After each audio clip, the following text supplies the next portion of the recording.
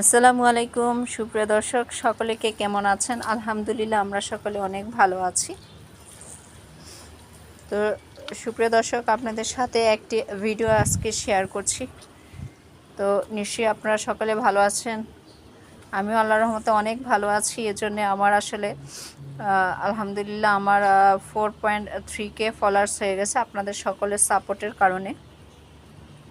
তো বৃষ্টির পর আপনাদের সাথে একটি ভিডিও শেয়ার করার জন্য ছাদে উঠলাম। আমার এই তুলসী গাছে কত পাতা, কত বিচি, কত ডালপালা দেখেন। প্রতি বছর একটা গাছ লাগাই, কারণ তুলসী পাতা আসলে অনেক উপকারে আসে, সেটা আপনারা জানেন, ঠান্ডার জন্যে। তো প্রকৃতির এই নয়নাভিরাম দৃশ্য বৃষ্টির পর দেখতে যে কত ভালো লাগে। আসলে বৃষ্টিতে সব কিছু এরকম তরতাজা হয়ে যায়, দেখতে ভালোই লাগে। নতুন নতুন এই 2 দিনের বৃষ্টিতে অনেক ডগা গজিয়েছে প্রত্যেকটা গাছালিতে, যা আপনাদের সাথে শেয়ার না করে থাকতে পারলাম না।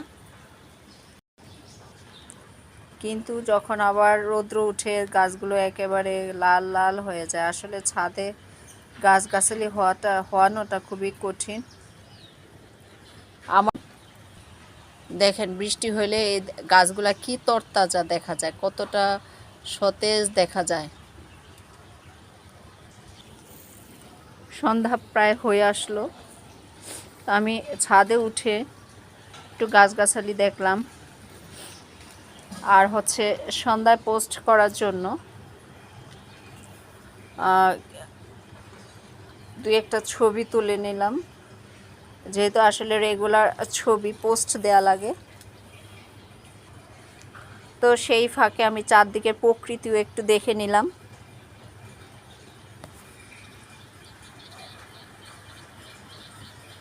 নীরব নিস্তব্ধ হয়ে গেছে বৃষ্টি হতে হতে। আমার যতগুলো নয়নতারা ফুল গাছ আছে, এই গাছটা সবচেয়ে সুন্দর হয়েছে। দেখেন বৃষ্টিতে কি সুন্দর ভিজে, কতটা সজীব হয়ে আছে, তাই না? মাশাআল্লাহ মাশাআল্লাহ, আলহামদুলিল্লাহ। আমার এই কচু গাছটি এত সুন্দর হয়েছে, দেখেন বৃষ্টির পানি কিভাবে টলটল করতেছে। কচু গাছটি মাশাআল্লাহ অনেকটা বড় হয়েছে। এটার গোড়ায় যে লতি হয়েছে, এক তরকারি হবে।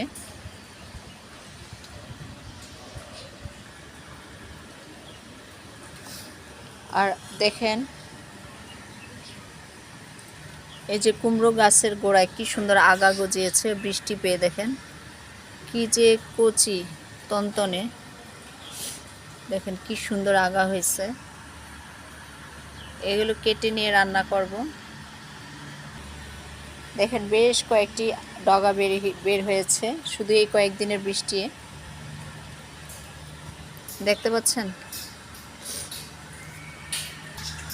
শুধু তাই না, আগার মধ্যে এরকম বেশ কয়েকটি এরকম ডগা বের হয়েছে নতুন নতুন বৃষ্টি পেয়ে।